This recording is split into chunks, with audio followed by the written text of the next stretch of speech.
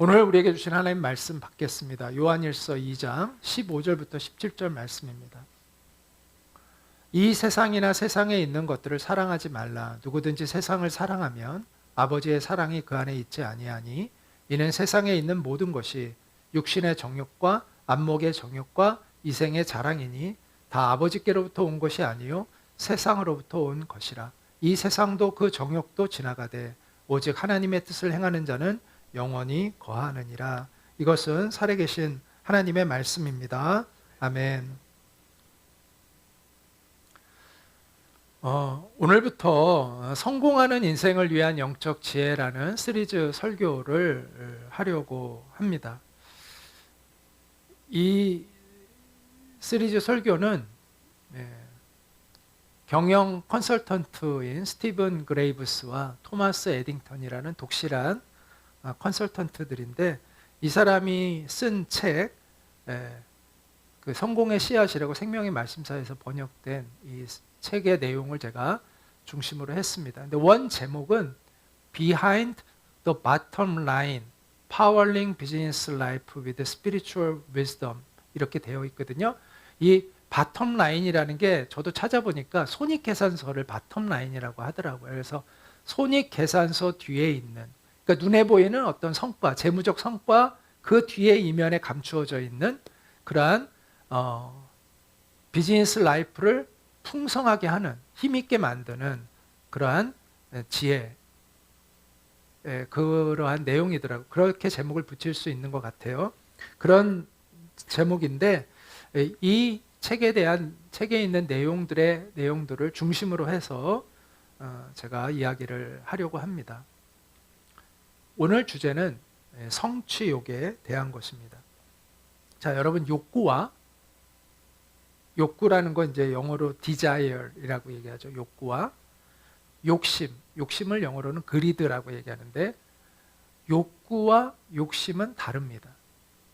욕심은 부정적인 의미이지만 욕구는 꼭 그렇지가 않습니다. 그래서 욕구는 잘 활용하면 우리 인생을 풍요롭게 하고, 반대로 이것이 잘못 나가면 욕심이 되거나 잘못된 방향으로 흘러가게 됩니다. 오늘 다룰 이 첫 번째 주제, 성취에 대한 욕구를 이야기를 하려고 하는데, 이것은 한마디로 얘기하면 내가 목적한 것을 이루어내려고 하는 강한 어떤 욕구를 얘기하는 거죠. 흔히 내 목표는 뭐뭐야, 나는 뭐뭐 할 계획이야, 난 이걸 꼭 해내고야 말겠어, 이렇게 얘기하는 것이 바로 성취욕이라고 이야기할 수가 있습니다. 우리가 어떤 분야에서 전문가가 되려면 이 성취욕이 필요합니다. 또 무엇을 성취하기 위해서는, 이루어내기 위해서는 이러한 도전정신, 목표의식이 필요합니다. 높은 성취욕을 갖지 못하는 사람은 탁월한 성과를 도출해내기가 어렵습니다. 이 사람은 성취 동기 이론을 정립한 데이비드 맥클렌런드라는 사람인데요. 이 사람이 10년간 조사를 했어요. 그랬더니 국가 경제의 번영과 국민들의 성취 동기가 밀접한 연관이 있다는 것을 밝혀내었습니다. 그래서 성취 동기가 높은 국민들, 또 그러한 조직, 사회는 빠르게 성장한다라는 거예요. 또한 경제 성장률이 높은 나라의 기업과 경영자는 높은 성취 동기를 그들이 가지고 있다라고 이렇게 밝혀냈고요.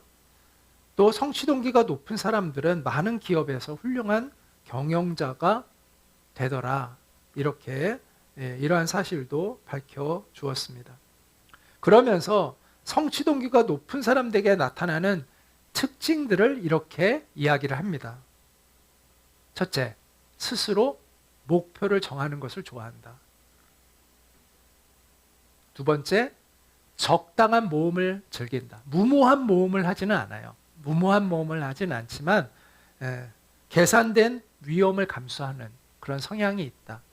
그렇다고 안주하지도 않는다는 것이죠.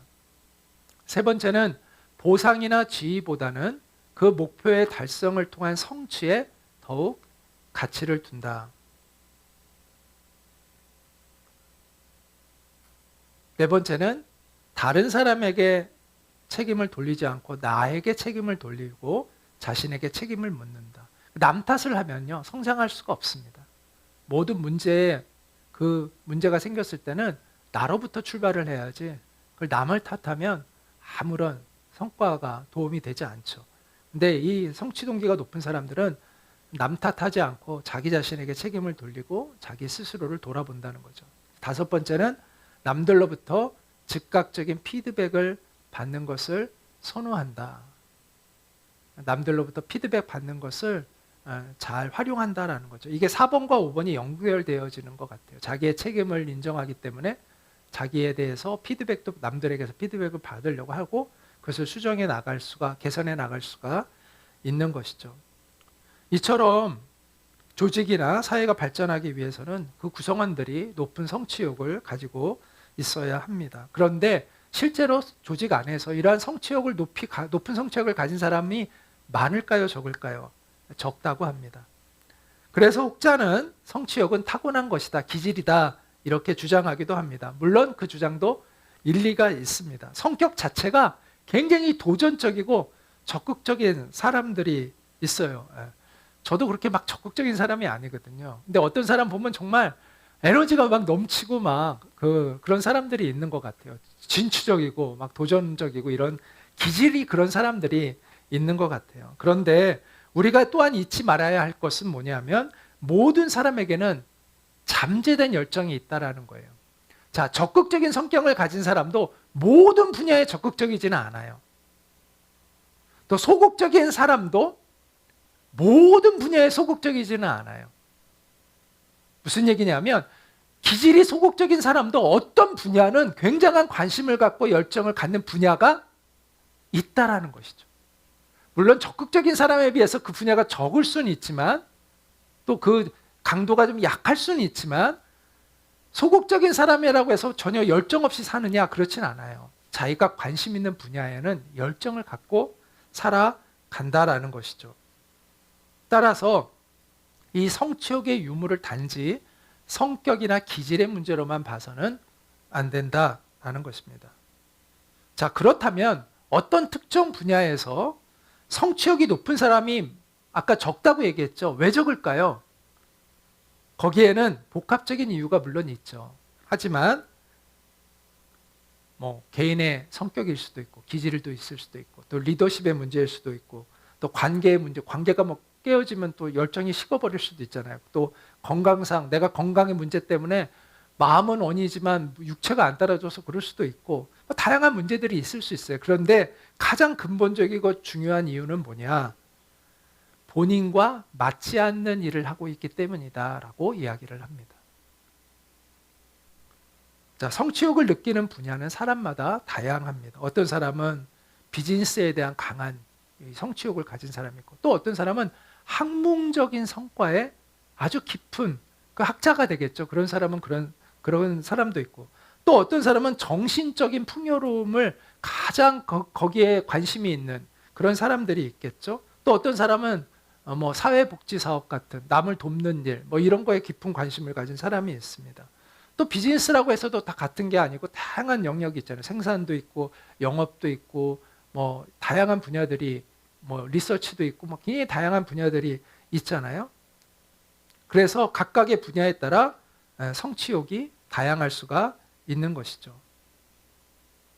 그렇기 때문에 내가 하는 그 일, 또 현재의 직업과 성취 욕구가 서로 분리될 수 있고 그렇기 때문에 그것으로 인해서 자기가 열심을 내지 못하는 문제가 발생할 수 있어요. 예를 들어서 목회자 중에서 주일학교를 하는 목회자들이 많은 사람들이 하나의 과정으로 여겨요. 무슨 얘기냐면 대부분 어린이 학교를 맡다가 청소년을 맡다가 이제 성인을 맡다가 이제 담임 목사가 되는 이런 과정들을 거쳐 가거든요. 그래서 자기는 별로 관심도 없어, 어린이에. 그런데 어린이 사역을 해. 그럼 그 사람이 하는 그것이 진심이 담길기가 어렵겠죠. 열매가 없어요. 이런 경우들이 많아요. 그냥 의뢰하느니 하는 과정으로 여기고 지나가는 사람. 어떤 사람은 정말 어린이에 대한 열심이 너무 많아. 그냥 정말 사명감으로 해. 거기에서는 열매가 있겠죠. 그래서 그냥 자기가 관심이 없는데 그냥 하나의 과정으로 여기고 그냥 하는 사람이 있고 그 일에 진심인 사람이 있다라는 거죠. 그럼 진실인 사람이 열매를 맺게 된다라는 것입니다. 그런데 많은 사람들이 그렇지 않은 경우가 많다는 거예요. 자신의 경력이나 생계를 위해서 하기 싫은데 하기 싫은 일을 그냥 마지못해서 하려고 하는 그러한 경우에는 그것이 열매를 맺기 어렵습니다. 그래서 우리는 우리가 하는 일과 또 우리의 열정, 욕구가 결합되도록 해야 합니다.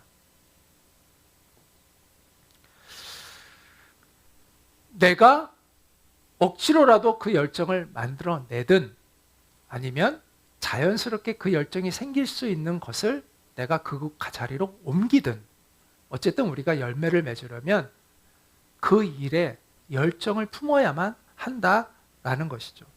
내가 스스로 만들든 아니면 자리를 옮기든 간에 우리는 열정을 가진 일을 해야 열매를 맺을 수가 있습니다. 그래서 우리의 그 일을 하는 곳은 시간을 때우는 곳이 되어서는 안 되고 열정을 품고 일할 수 있는 곳이 되어야 합니다.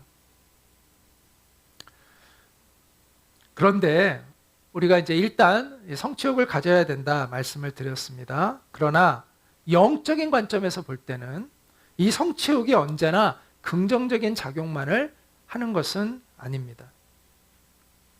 왜냐하면 주님의 뜻에서 벗어나는 성취욕이 될 수도 있기 때문입니다. 그러한 성취욕은 우리를 잘못된 방향으로 이끌어 갑니다. 자, 사도 바울이 빌립보 교인들에게 보낸 그의 편지에서 이런 이야기를 합니다. 복음을 전하는데 어떤 사람들은 시기심으로 전하는 사람이 있다는 거예요. 내가 저 사람보다는 전도를 많이 해야지. 내가 저 사람보다는 인정을 받아야지. 이런 마음으로 전도를 열심히 하는 사람도 있고 어떤 사람은 정말 복음을 전하고 싶은 그 순수한 열정에 의해서 복음을 전하는 사람이 있다. 그 내면의 동기가 다를 수 있다라고 이야기를 합니다. 그래서 사도 바울은 자기의 마음을 지키기 위해서 순수한 열정을 지키기 위해서 한 가지의 자기가 원칙을 세웠다고 이야기를 합니다. 그게 뭐냐 하면 내가 그리스도의 이름을 부르는 곳에는 이미 복음이 들어가 있는 곳에는 내가 복음을 전하지 않기를 힘썼노니 이는 남의 터 위에 내가 건축하지 아니하려 함이라. 이런 원칙을 세웠어요. 자기의 마음을 지키기 위해서. 사도 바울이 보통 사람이 아니에요. 엄청 성취욕에 강한 사람이에요. 굉장히 진취적인 사람이에요. 그러니까 막 세계 선교를 했던 거 아닙니까? 어마어마한 그 개척 정신을 가진 사람인데 이 사람이 그 복음의 순수함을 지키기 위해서 내 성취욕이 잘못된 방향으로 흘러가지 않기 위해서 나름대로 원칙을 세워요. 그 원칙을 세우는 게 중요합니다. 그 원칙이 뭐냐면 내가 다른 사람이 이미 복음을 전하고 있는 곳에는 내가 복음을 전하지 않고 나는 복음이 전해지지 않은 곳으로 가겠다. 이렇게 그런 원칙을 지켰습니다. 우리가 각자마다 이런 내 마음을 지킬 수 있는 원칙들이 필요합니다. 한편 성경의 인물 가운데 이 성취욕을 잘못 따라가지고 결국은 망가진 인생이 있습니다. 그 사람이 바로 솔로몬이죠. 그는 죽을 때까지 성취욕으로 가득한 사람이었습니다. 그런데 점점 하나님이 주신 거룩한 성취욕에서 점점 타락해서 이기적인 그러한 성취욕으로 그의 성취욕이 변질되는 것을 보게 됩니다. 처음에 이 솔로몬이 왕이 되었을 때 하나님이 솔로몬에게 야 내가 너를 위해 무엇하게 해주기를 원하니? 라고 물으니까 솔로몬이 제게 하나님 백성을 잘 다스릴 수 있는 지혜를 주십시오. 이랬어요. 하나님이 그 기도를 너무 기뻐하셔가지고 그래 하면서 지혜도 주시고 또 거기에다 물질도 주시고 부와 권력도 다 주셨어요. 그래서 그는 당대에 가장 최고의 명성을 얻는 왕이 되었습니다. 다른 나라의 왕들이 솔로몬에게 와서 지혜와 조언을 구할 정도로 그런 대단한 사람이었습니다. 왕궁도 지었고 하나님의 성전도 멋지게 지었고 또 가장 강대한 국가를 이루었고 태평성대를 이루었습니다. 아내도 1000명이나 됐습니다. 네. 근데 안타깝게도 그 40년의 이스라엘의 통치 후반기에는 타락의 길을 걷고 맙니다. 절대적인 권력이 그 솔로몬의 마음을 부패하게 만듭니다. 그가 전도서 2장 10절에서 뭐라고 얘기했냐면 무엇이든지 내 눈이 원하는 것을 내가 금하지 아니하며 무엇이든지 내 마음이 즐거워하는 것을 내가 막지 아니하였으니. 그러니까 자기가 하고 싶은 걸 다 했던 사람이에요.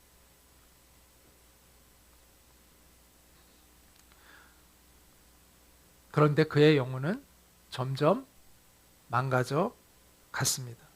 주님으로부터 멀어져 갔습니다. 그래서 성경은 이렇게 기록합니다. 솔로몬이 마음을 돌려 이스라엘의 하나님 여호와를 떠남으로 여호와께서 그에게 진노하시니라. 안타까운 결말이죠. 잘못된 성취욕이 그를 교만하게 만들고 방탕하게 만들고 헛된 우상을 쫓는 사람이 되게 만들었습니다. 그러므로 우리는 이 솔로몬을 반면 교사로 삼아서 우리의 성취욕이 올바른 방향으로 가도록 그것을 잘 관리하는 그런 사람이 되어야 합니다. 자, 우리가 성취욕을 가지고 열심히 일하는 건 좋습니다. 그러나 하나님의 뜻을 잘 생각해야 합니다. 원칙을 지켜야 합니다. 내 마음에 원칙을 세우고 그 원칙을 지켜야 합니다. 남들이 한다고 다 따라하면 안 됩니다. 우리의 성취욕은 하나님의 성품, 하나님의 말씀에 따라 우리가 다스려져야 하는 것이죠. 자, 여기서 우리가 이제 한 가지 여러분에게 주의를 주는데 성취욕이 하나님의 뜻에 따라 다스려져야 한다고 해서 우리가 주도적으로 무엇을 선택하거나 무엇을 하면 안 된다 이렇게 이해하시면 안 됩니다. 그런 뜻은 아닙니다. 우리는 계획하고 또 우리가 의지를 가지고 우리가 계획한 일들을 추진해야 합니다. 하나님이 그것을 못하게 하신 것이 아닙니다. 하나님의 뜻은 단면적이 아니라 입체적입니다. 다시 말해서 하나님의 뜻이 이렇게 운명처럼 딱 어떤 한 길로 우리에게 정해져 있는 것은 아닙니다. 그러므로 우리는 많은 선택과 기회가 있고 또 자유들이 주어져 있습니다. 우리가 어떤 누구와 만나서 결혼하도록 정해져 있을까요? 그게 하나님의 뜻일까요? 그렇지 않다는 거예요. 내가 내 배우자를 선택할 수가 있는 거예요. 내가 어떤 직업을 가질지가 운명적으로 하나님 결정해 놨을까요? 너는 이것만 해야 돼? 그게 아닙니다. 내가 선택할 수가 있습니다. 내가 어떤 회사에 취업할지도 그것도 내가 선택할 수 있는 영역인 것이죠. 내가 누구와 파트너를 맺을 것인지, 내가 어떤 비즈니스를 할 것인지도 하나님이 우리에게 주신 자유입니다. 우리를 로봇처럼 막 이렇게 조종하시는 게 아니에요.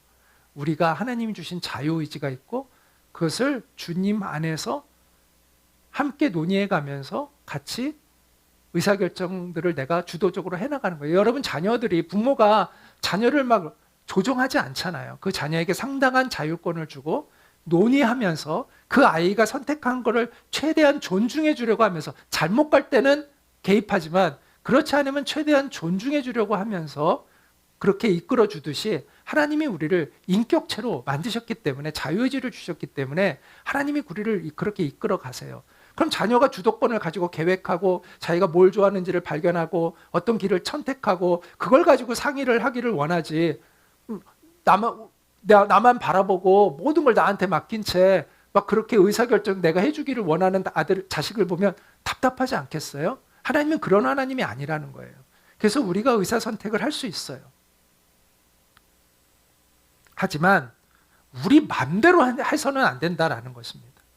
그것도 하나님의 말씀 안에서 우리가 그것을 잘 조절할 수 있어야 합니다. 왜냐하면 우리는 영적인 도덕적 책임을 가지고 있기 때문입니다. 우리가 선택한 것에 대해서, 우리가 행동한 것에 대해서 우리는 책임을 지는, 영적으로도 도덕적으로도 책임을 지는 그러한 존재이기 때문입니다.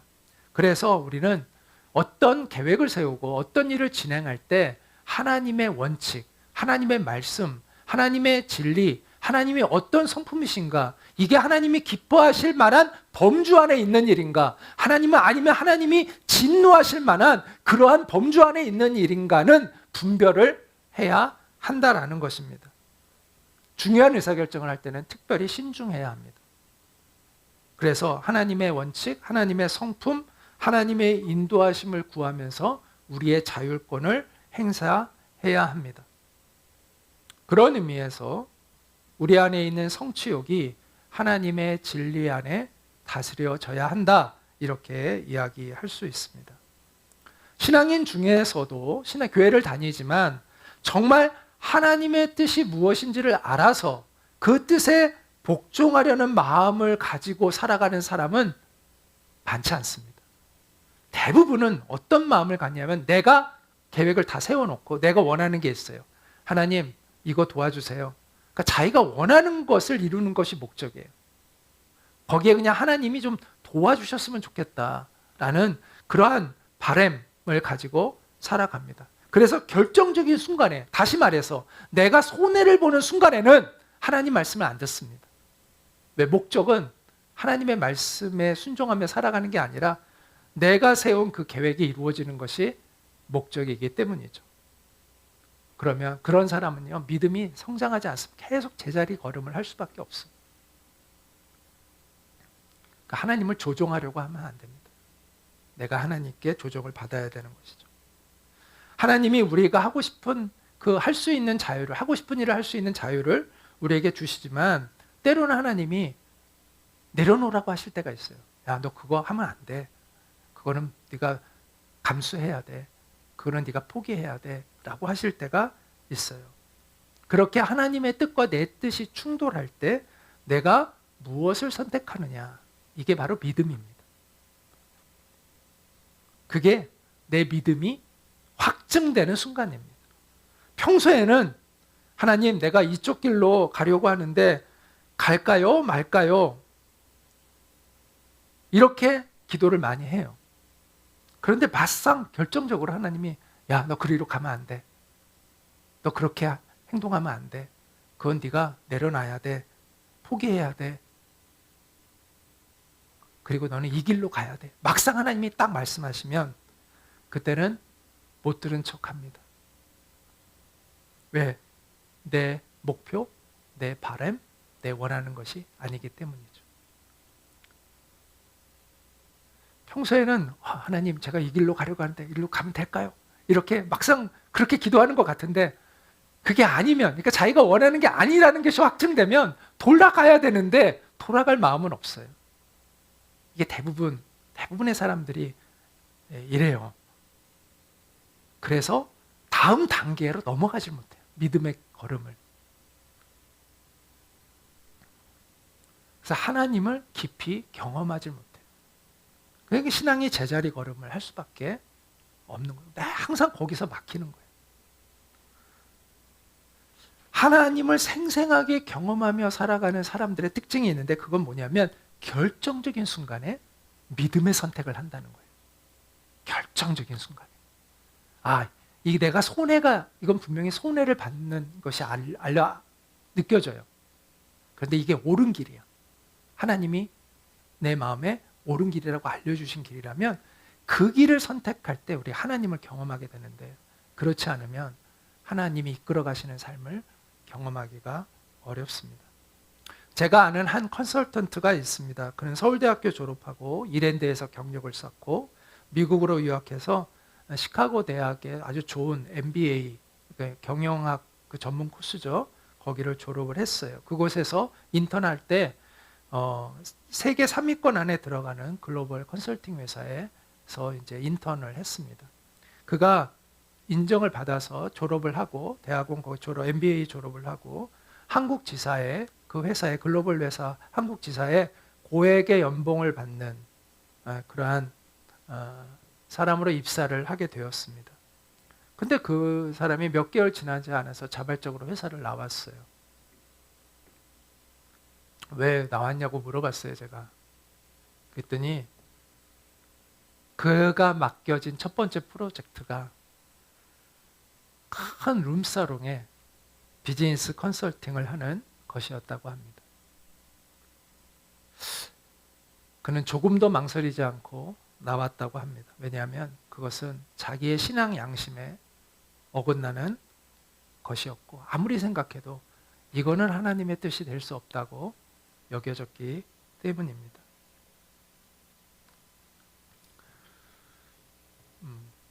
그 이후로 그 사람이 뭐 승승장구했느냐 그래서 그거 아니에요. 고생 많이 했어요. 근데도 그 믿음의 길을 걸어가는 거죠. 그럴 때 우리는 하나님을 경험하게 됩니다. 사실 평소에는 우리가 주님을 따르는 데 있어서 큰 믿음의 결단을 요구받지 않습니다. 그러나 결정적인 순간들이 옵니다. 우리 인생에 몇 번의 결정적인 순간들이 옵니다. 내가 정말 하나님을 사랑하는지, 세상을 사랑하는지, 하나님을 따르는지, 아니면 세상의 권력을 따르는지, 이것이 결정나는 아주 결정적인 순간들이 우리 인생에 찾아옵니다. 자, 그 결정적인 순간에서 믿음의 길을 선택하는 사람들이 하나님을 깊이 경험하게 됩니다. 성경은 이렇게 이야기를 합니다. 이 세상이나 세상에 있는 것들을 사랑하지 말라. 누구든지 세상을 사랑하면 아버지의 사랑이 그 안에 있지 아니하니 이는 세상에 있는 모든 것이 육신의 정욕과 안목의 정욕과 이생의 자랑이니 다 아버지께로부터 온 것이 아니요 세상으로부터 온 것이라. 이 세상도 그 정욕도 지나가되 오직 하나님의 뜻을 행하는 자는 영원히 거하느니라. 성경은 우리의 인생의 목표를 성공에 두는 것이 아니라 하나님께 두라고 이야기합니다. 그렇다고 해서 성공을 목표로 삼고 살아가는 것을 금하고 있는 것은 아닙니다. 사람이 자기가 일하는 분야에서 어떤 업적을 이루고 성취하기를 원하는 건 자연스러운 욕구입니다. 따라서 우리가 이 세상을 살아가면서 높은 성취욕을 가지고 내가 일하는 분야에서 성공하려는 열정을 갖는 것은 문제가 되지 않습니다. 하나님은 그런 마음 자체를 없애라고 그렇게 말씀하시는 것이 아니에요. 우리 신앙인들도 자기가 속한 분야에서 구체적인 성공의 목표를 세우고 그 목표를 향해 열심히 전진해야 합니다. 그런데 궁극적인 목표는 아니라는 거예요. 그것이. 그러니까 성공에 대한 목표를 아예 세우지 말라는 게 아니라 성공이 너의 인생의 최고의 목적은 아니라는 것을 알아야 된다라는 거예요. 궁극적인 목적은 아니다라는 것입니다. 성공보다 더 중요한 목표가 있다는 것을 알아야 한다는 것입니다. 주님의 뜻을 이루고 주님의 나라를 이루어가는 것이 너의 인생에서 가장 가치 있는 목표다. 예수 그리스도가 너의 삶에서 성공보다 우선되는 목표다. 이거는 잊지 말아야 된다라는 것이 성경의 핵심적인 메시지인 것이죠. 우리 학교에 이제 우리 학교에 그 모토 있잖아요. 성공이 아니라 섬김이다. 이러니까 아이들이 성공하면 무슨 큰 문제라도 되는 것처럼 생각하는 애들이 있어요. 그 말의 의미가 그런 의미가 아닌데, 성공해도 되죠. 그런데 그것이 너의 인생의 궁극적인 목적이 아니라 하나님을 섬기고 이웃을 섬기는 것이 너의 인생의 더 최고의 가치인 것을 잊지 말라는 그런 의미인 것이죠. 성공하면 절대 안 돼. 이런 뜻이 아닌데 그걸 잘못 오해하는 사람들이 있어요. 성공하시기 바랍니다. 그러나 성공보다 더 상위에 더 중요한 가치가 있다는 것을 알고 어떨 때는 이것이 충돌할 때 우리는 무엇을 선택하느냐, 이게 중요한 것이죠.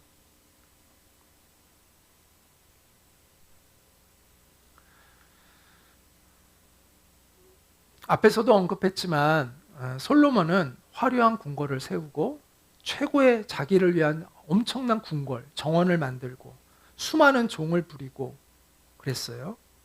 한마디로 세상의 모든 걸 누렸습니다. 그렇지만 그가 남긴 말년의 고백은 이겁니다. 헛되고 헛되며 헛되고 헛되니 모든 것이 헛되도다. 참 인생이라는 게 참 이상한 것 같아요. 이미 결론은 나와 있거든요. 헛되고 헛되니 헛된 것이 인생이라는 게 이미 결론이 나와 있는데 사람들은 참 희한하게도 태어나서 이미 결론이 나와 있는데 이미 다 현자들이 다 말해놨거든요. 현자들이 이 세상은 다 헛된 거다라고 현재들이 남겨놨는데 끝까지 그냥 똑같이 살아가요. 막 성공을 향해서 뭐 그게 최고인 줄 알고 막 거의 하다가 나중에는 아, 인생은 헛되네 하고 죽어요. 그게 반복되는 게 너무 신기하지 않아요? 아, 이미 다 나와 있잖아요. 성경에도 나와 있고, 뭐 성경 말고 뭐 철학책에도 나와 있고, 수많은 현자들이 다 얘기했는데 똑같이 살다가 그냥 똑같이 살다가 마지막에 아, 인생은 정말 허무해 막 이러면서 죽는 게 정말 신기하다는 생각을 하게 됩니다.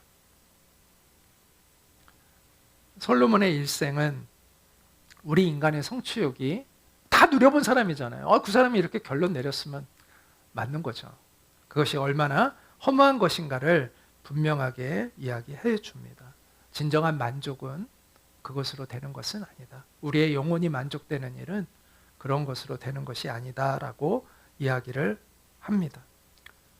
자, 그러면서 전도서는 이런 결론을 내립니다. 한번 같이 읽어볼까요? 시작. 일의 결국을 다 들었으니 하나님을 경외하고 그의 명령들을 지킬지어다. 이것이 모든 사람의 본분이니라. 하나님은 모든 행위와 모든 은밀한 일을 선악간에 심판하시리라. 그럼 목표는 두 가지의 목표가 있어요. 한번 따라해 볼까요? 목적성 목표, 수단성 목표. 예. 자, 우리가 목적성 목표가 있고요. 수단성 목표가 있어요. 근데 대부분의 사람들은 수단성 목표에 집중해서 살아가요. 그리고 목적성 목표를 아예 잃어버린 채 살아가는 사람들이 많이 있습니다. 우리는 목적성 목표를 명확히 해야 합니다. 목적성 목표는 영원히 변하지 않는 그러한 영원한 가치를 지닌 그러한 목표이죠. 수단성은 그냥 일시적인 그러한 가치를 지니고 있는 것이죠. 자, 허무한 인생을 사는 이유는 목적성 목표는 없고 수단성 목표로만 채워져 있는 인생을 살고 있기 때문입니다. 성공은 목적성 목표가 아닙니다. 수단성 목표입니다. 그래서 하나님께서는 성공의 목표를 이루기 전에, 그러니까 수단성 목표를 이루기 전에 먼저 하나님의 사람이 되는 목표, 그 목적성 목표를 세우기를 원합니다. 성경은 이렇게 말씀하죠. 풀은 마르고 꽃은 시드나 하나님의 말씀은 영원히 서리라 하라. 그러니까 영원히 변하지 않는 그 진리 위에 우리의 인생이 세워질 때 우리가 나중에 아, 내 인생이 정말 의미가 있다라고 고백할 수 있는 그러한 삶을 살 수가 있는 것이죠. 미국 역사상 가장 위대한 업적 가운데 하나는 1804년 5월부터 시작해서 1806년 9월까지 약 2년 4개월간 이루어진 이 메리웨더 루이스와 윌리엄 크라크가 이끈 대륙 횡단 탐험이었습니다. 이들의 탐험이 미국의 지금 현재 미국 영토의 미국 영토를 가로지르는 그러한 최초의 탐험이었어요. 그래서 그 서부를 개척하게 하는 그러한 일의 시발점이 된 것이 이들의 탐험의 결과였습니다. 한마디로 미국의 역사에 새로운 전환점을 가져온 엄청난 그러한 위대한 탐험이었죠. 그들이 다녀온 거리가 왕복 1만 3천 킬로미터였습니다. 각지의 부대에서 최고의 그러한 선발 정예 요원들을 한 3, 40명을 모집을 해서 갔다고 합니다. 그리고 미국 동전에도 나왔던 이 인디언 여성 통역자 세커거위아라는 이름이 좀 어려워가지고 근데 세커거위아 이 사람이 거기에 또 굉장한 활약을 했던 그런 사람이었다고 합니다. 그러니까 동전에도 그 초상이 이렇게 나왔겠죠. 그들은 지도에 나오지 않는 험로를 개척하고 맹수들과 싸우며 그 탐험을 완성을 했습니다. 가다가 로키 산맥을 만나면서 큰 시련을 맞이했대요. 다 망연자실하고 그런데 그 로키 산맥을 결국은 넘어서 태평양을 그들은 만나게 되었습니다. 그들의 탐험의 이야기를 담고 있는 이 불굴의 용기라는 그 책에서 이 작가는 이 루이스와 클라크 원정대의 모험은 초강대국 미국의 기틀을 만들어낸 역사상 가장 놀라운 모험이었다. 이렇게 역사적 평가를 했습니다. 그러나 그 탐험을 이끌었던 이 루이스는 그 탐험을 마친 후에 자주 우울증에 빠졌다고 합니다. 그는 술과 마약에 빠지기 시작했고 3년 후에는 한 여관에서 그는 자살하고 말았습니다. 왜 그랬을까요? 더 이상 그가 추구할 목표가 없었기 때문입니다. 너무나 큰 일을 이루고 나서 그 다음엔 자신이 그보다 더 추구해야 할 목표가 그에게는 더 이상 발견할 수 없었기 때문이라고 합니다. 이 세상에서 이루어 나가야 할 일시적인 그러한 목표를 세우기 이전에 우리는 영원한 목표, 우리가 죽을 때까지도 추구해야 하는 그 진정한 목표, 그 목표를 우리는 먼저 분명히 해야 합니다. 우리가 추구해야 할 목표는 세상에서 성공하는 것보다 인생에서 성공하는 것이고, 세상에서는 성공했지만 인생에서는 성공하지 않을 수도 있잖아요. 이 의미를 좀 잘 생각해 보면 좋을 것 같아요. 또 세상에서 부해지는 것보다 우리가 하늘나라에서 부해지는 그러한 사람이 되는 것이 우리가 정말 추구해야 할 그러한 목표라고 생각합니다. 이게 명확할 때 하나님은 우리의 성공도, 이 세상에서 이루는 우리의 그 성공도 기뻐하실 거라고 생각합니다. 이것이 명확하지 않다면 이 땅에서 우리가 성취하는 것들은 허무하게 되고 말 것입니다. 순결하고 높은 성취욕을 품으시기 바랍니다. 목적성 목표를 우선에 두고 살아가는 여러분이 되시기를 바랍니다. 그럴 때 하나님이 여러분이 이 세상에서 성공하는 것을 하나님도 함께 기뻐하시고 또 여러분이 그렇게 하실 수 있도록 이끌어 주시고 또 여러분의 기도를 하나님이 기뻐 응답해 주실 거라고 믿습니다. 영원히 변하지 않는 목표, 그 목적성 목표를 분명히 하고 이 땅에서 우리가 성취하고자 하는 바들을 이루어 나갈 수 있는 우리 모두가 될 수 있기를 주님의 이름으로 축복합니다.